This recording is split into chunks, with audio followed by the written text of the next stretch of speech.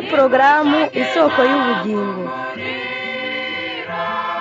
Nshuti mutwumva, tunejejwe no kubaha ikaze kuri porogaramu yacu isoko y'ubugingo. Ubugingo bushya kandi buhimbaje tubonera muri Kristo Yesu.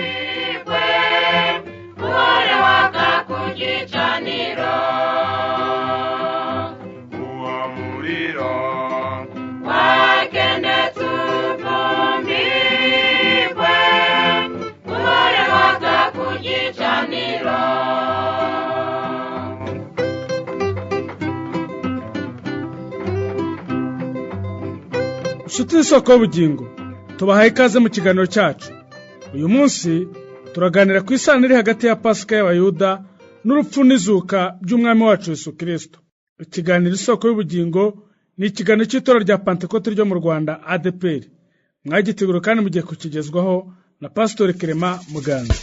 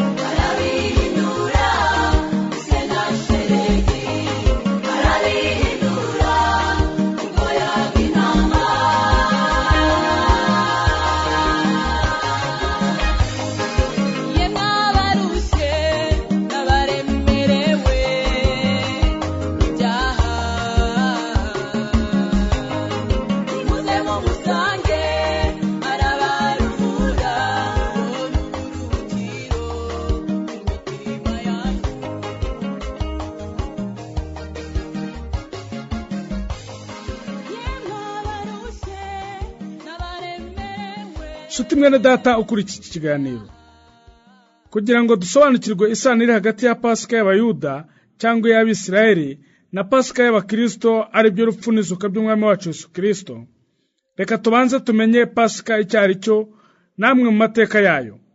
Pasika ni ijambo ry'Ikigiriki, naho mu Giheburayo bavuga Pesach, byose bisobanura kunyuraho, guhita cyangwa gutambuka. Pasika ya mbere yabaye mu 1150 mbere y'ivuka rya Yesu.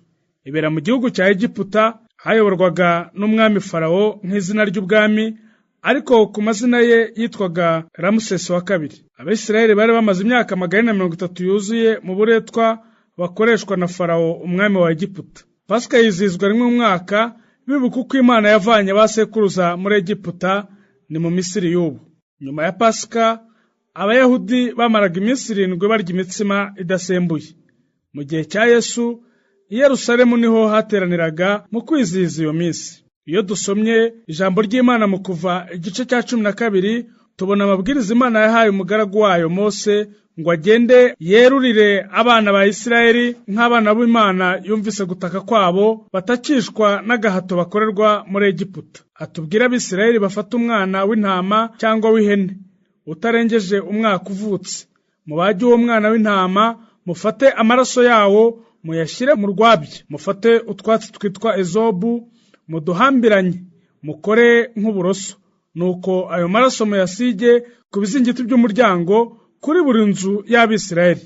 Uwiteka abwira Mose ati, ayo maraso azambera ikimenyetso njyewe Uwiteka, kuko nijoro nzohereza umurimbuzi akica umwana wese w'imfura muri Egiputa n'uburiza bw'itungo bwose. Atariko aho nzasanga amaraso ku bizingiti nzahatambukaho, nzahacaho, nzahanyuraho.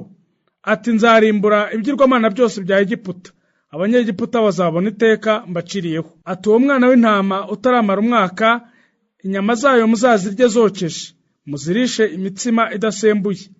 Izizarara muzazose, muzazirye mukenyeye, mukwesa inkweto, mwitwaje inkoni, muzazirye vuba vuba. Iyo niyo Pasika y'Uwiteka. aya magambo somye aboneka mu Kuva igice cya 12:9 kugeza kwa 11. aha mwibuke ko Farawo yari yaranze kurekura Abisirayeli ngo bagende mu gihugu Imana yabasezeranyije ngo bajyeyo kuyitambirayo ibitambo. Uwiteka abwira Mose ati, kandi mu buzima bwanyu bwose mujye muhora mwizihiza uyu munsi, ati n'abana banyu n'abuzukuru nibababaza mujye muvuga muti ni Pasika y'Uwiteka. Turibuka uburyo Uwiteka yadukuye muri Egiputa adukujeyo amaboko akomeye. Iyo usomye Bibiliya ubona ko Imana yakoresheje iri sezerano mu Bisirayeli ngo hato ritazakuka. Irababwira iti, kuko ubugingo bw'inyama buba mu maraso, iti nanjye nyabahereye kugira ngo asukwe ku gicaniro ngo abe impongano y'ubugingo bwanyu, kuko amaraso ariyo mpongano y'ubugingo buyarimo. Abalewi igice cya 17:11. Aya maraso mbere yabaye ikimenyetso kugira ngo aho agaragaye hatarimburwa, kuko umwana w'umuntu akomeza kugaragara afite ibyaha, kandi burya ibyaha biricisha.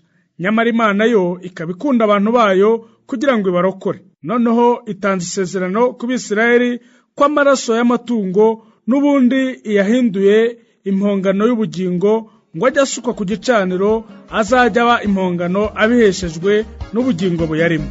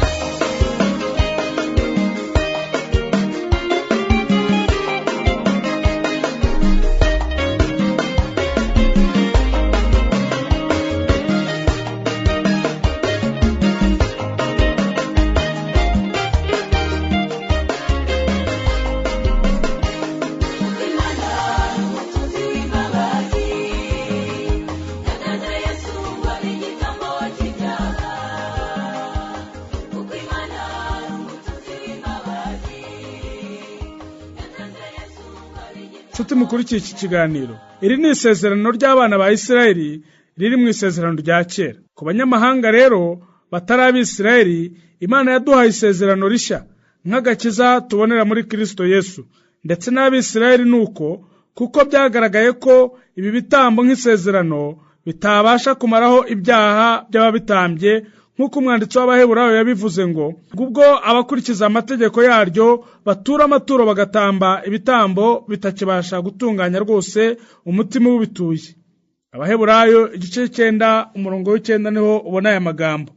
Kuko Imana yakunze abari mu isi, byatumye itanga umwana wayo w'ikinege kugira ngo umwizera wese atarimbuka, ahubwo ahabwe ubugingo buhoraho. Uyu murongo urasobanura neza isano iri hagati ya Pasika ya mbere n'urupfu rw'umwami wacu Yesu Kristo.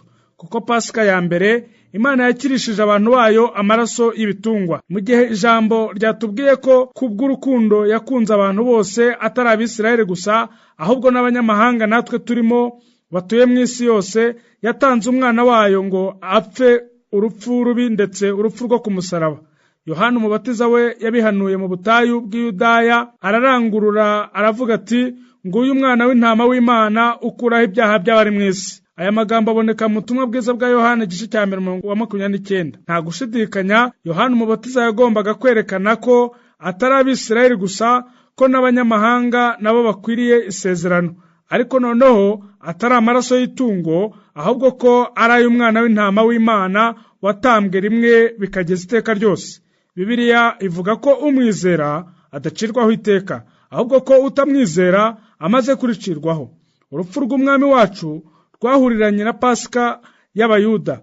Hagombaga kubaho icyo twakwita nk'irerekanyabubasha hagati y'amasezerano yombi, kuko ukurikije amategeko ibintu hafi ya byose byezwa n'amaraso, kandi amaraso atavuye ntihabaho kubabarirwa ibyaha. Aya magambo aboneka mu Baheburayo igice 9:22. Izi pasika zombi rero zifite aho zihuriye ariko kandi ziratandukanye.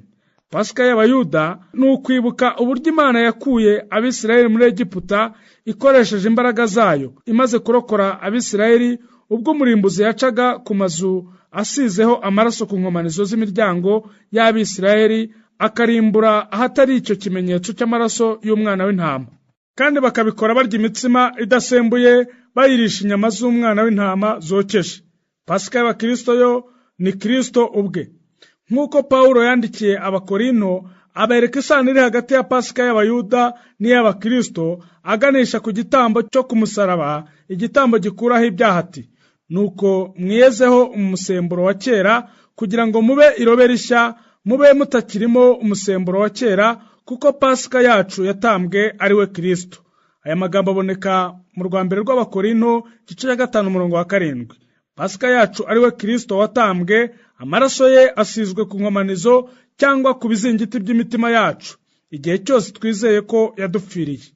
Yesu yayigaragaje atanga isezerano nawe imbere y'abigishwa be mbere yuko afatwa agakatirwa urubanza rwo gupfa. Pasika yari yatangiye, nuko afata igikombe aragishimira, arababwira ati mwende iki musangire. Afata n'umutsima arawushimira, arawumanyagura, arawubaha, arababwira ati uyu ni umubiri wanjye ubatangiwe, mujye mukora mutya ngo munyibuke. Ibuka ko Abisirayeli nabo basabwe guhora bibuka uko Uwiteka yabakuye muri Egiputa. N'igikombe akigenza atyo, bamaze kurya ati iki gikombe ni isezerano rishya ryo mu maraso yanjye ava ku bwanyu. Luka 22:15-20. Gereranya n'amaraso y'umwana w'intama wa Pasika n'inyama zawo zokejwe nk'igishushanyo cyo gutamba ku gicaniro. Ureba amaraso ya Kristo yaviriye ku musaraba, Yesu yayagereranyije n'igikombe cya divayi. Arababwira ati mujye mubikora gutya kugira ngo bibe urwibutso rwanjye. Mu gihe Pasika ya mbere Imana yabwiye Abisirayeli ngo bajye bakomeza uwo muhango wa Pasika kugira ngo bibuke Uwiteka uko yabakuye muri Egiputa. Kuko Pasika yacu ari Kristo watambwe ku musaraba i Golgota, turakurarikira kumwizera. Mwizere urabushyizwe ikimenyetso cy'amaraso ye ku nkomanizo z'umutima wawe, bityo ntuzarimbukana n'abatizera. Nk'uko handitswe ngo abatizera, abasambanyi, abajura, abarozi, abakora ibizira byose, umugabane wabo uzaba mu nyanja yaka umuriro n'amazuku, ari rwo urupfu rwa kabiri. Ibyahishuwe 21:8. Mbese urashaka kumwizera?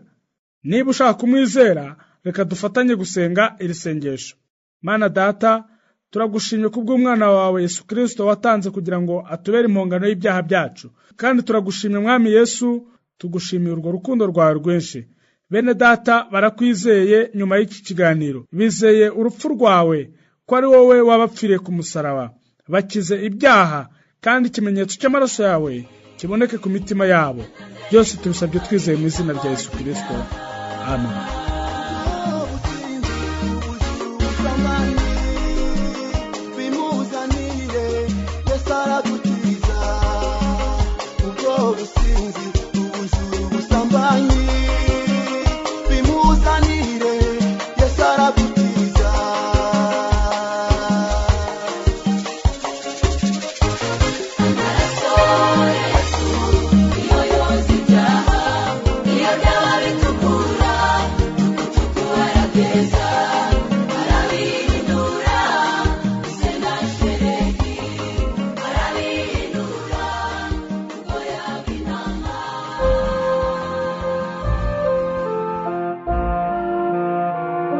Inshuti mwarimo kurikiye ikiganiro cyacu, dore aderese mushobora kudusangaho mutwandikira, mutugezaho ibitekerezo byanyu cyangwa se ibyifuzo byanyu kugira ngo tubasengere. Mwatwandikira kuri email ikurikira: mwandika ubugingo@yahoo.fr, cyangwa mukatwandikira kuri Facebook yacu Isoko y'Ubugingo. Mwatwandikira kandi Isoko y'Ubugingo, agasanduku k'iposita 404 i Kigali. Ushaka ibindi bisobanuro ku bw'iki kiganiro, watwohereza ubutumwa bugufi kuri 0789635482, 0789635482. iyi telefone mwayoherezaho ubutumwa bugufi tukabasubiza. Ikiganiro Isoko y'Ubugingo ni ikiganiro cy'itorero rya Pentekote ryo mu Rwanda ADEPR.